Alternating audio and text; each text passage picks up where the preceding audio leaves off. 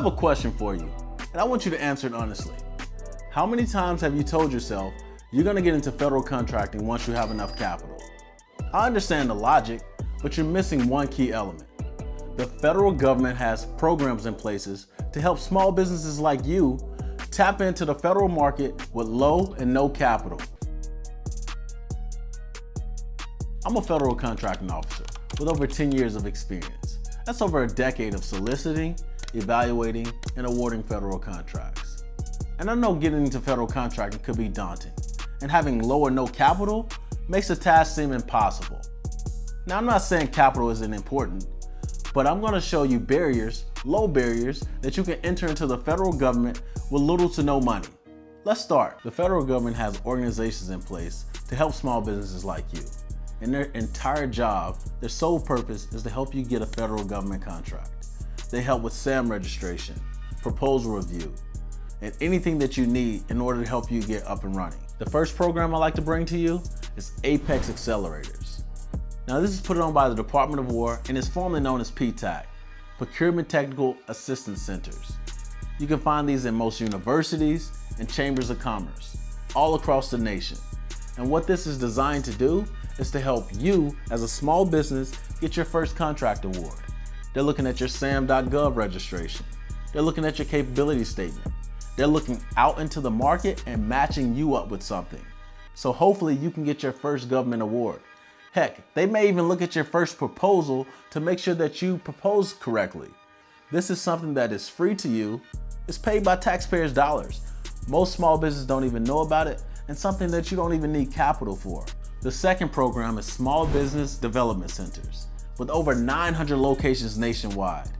They're doing the same thing, sitting with you, doing one-on-one counseling, getting with you to ensure that your certification is right. Are you women-owned? Are you 8A? They're gonna help you with this to make sure that you're eligible for a government contract. The next program is the Office of Small and Disadvantaged Business Utilization.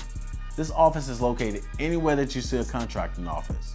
And what they do, they ensure that contracting officers hit their small business targets. As you may be aware, Congress mandates that we award a certain amount of contracts to small businesses. And this office tracks and they push for small business utilization. It's worth emailing and scheduling an appointment to understand the mission set that office supports. By doing so, they're going to align your need, or your capability rather, with the mission need of that office. This is going to help you get contract awards, and this is going to put you in a good standing with the small business office. How do you actually tap into federal contracts with no capital? It's simple. You subcontract. This gives you the perfect opportunity to focus on what you're good at, providing a service to the government, and another contractor, the prime, they worry about the overhead, the cash flow burden, and any relationship with the federal government. When they get paid within 15 days under the Prompt Payment Act, they pay you. You gain past performance, you get paid quickly, and no burden. So where do you go to find subcontracting opportunities? You go to SBA's SubNet. This is a database where all prime contractors go to find subcontractors like you. What you need to do is to go into the database, create a profile with your capability statement, and list all the NAICS codes that you can do business under. What this does is to allow large businesses and prime contractors to seek you out based on what you can provide. Be detailed in your capability statement so they know exactly what you can provide. The next entry is under certain service contracts. Whether you're providing education and training, administrative support, or anything like this, where you're not actually having to provide overhead costs. You provide your good or service, and the government benefits from your skills. This is an easy way to slip into the government, no overhead costs, and you get paid and get past performance for bigger and better contracts in the future. Another way to get into federal contracts, and it may not be sexy, is to operate underneath the Micropurchase Threshold. This is $15,000 for a good that you're providing to the government, $2,500 for a service, and $2,000 for a construction type contract.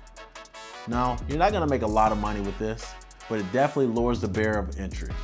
You're able to get in, get some quick contracts, get some wins under your belt to build your confidence, to go toward larger contracts. As a contracting officer, there's something I would like to explain to you, and that's how you get paid as a contractor. First, you must be registered in SAM.gov. We can't even award a contract to you unless you're registered in the system. This is the System of Award Management System.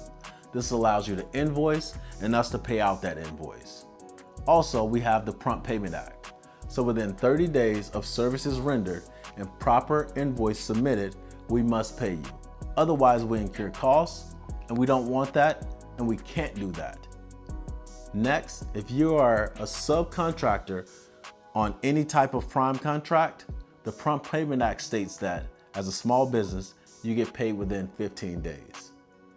What does all this information mean to you? That means that if you can float for 30 days on a contract by getting a loan or anything like that, the government will pay you.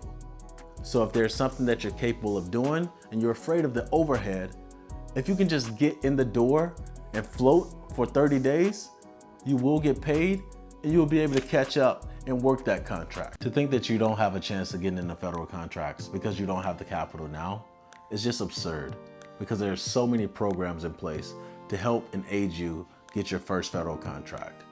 There's also a lot of things to be wary of as well. There are several third parties soliciting services saying that you need them or you need their service for certain registrations, for certain capabilities, or for just government entry altogether. That's simply not true. Mostly everything that you can do with low dollar or no dollar to do so. And if it doesn't come from a legitimate government site, you shouldn't trust it. Because everything that you can do, SAM registration, looking up market analysis through SAM.gov, all these things can be found based on your research and your knowledge alone with no money up front. What I advise you to do is to figure out a strategy that works for you to make yourself capable to the government, to provide solutions to the government. This is something that you can do, and you don't have to spend a whole lot of money to do so. I'm gonna be honest with you. Unless it's some complex acquisition, we're not looking at your bank statements. We're not looking at your expenditure logs. We're trusting that you can provide a service or solution to the government at the expenses that you stated. If you cannot, and it's unreasonable to us to award, then we don't award to you. But we're willing to take risks on small businesses because we know that's what it comes with. However, we're not gonna subject ourselves to undue risk because we're trying to hand out something, because that's never gonna be the case. What I advise you to do is take a chance on yourself. Do what you need to do to put yourself in a position to win your first government contract. So my advice for you today is to go to SAM.gov and register. It's free. Build your capability statement. It's free. Look up usspending.gov to look at NAICS codes that you can provide opportunities under. It's free. Look up sources sought. It's free. All these things are free to get you on your way to get your first government contract. There's so many opportunities out there. So stop the excuses and move forward with something today.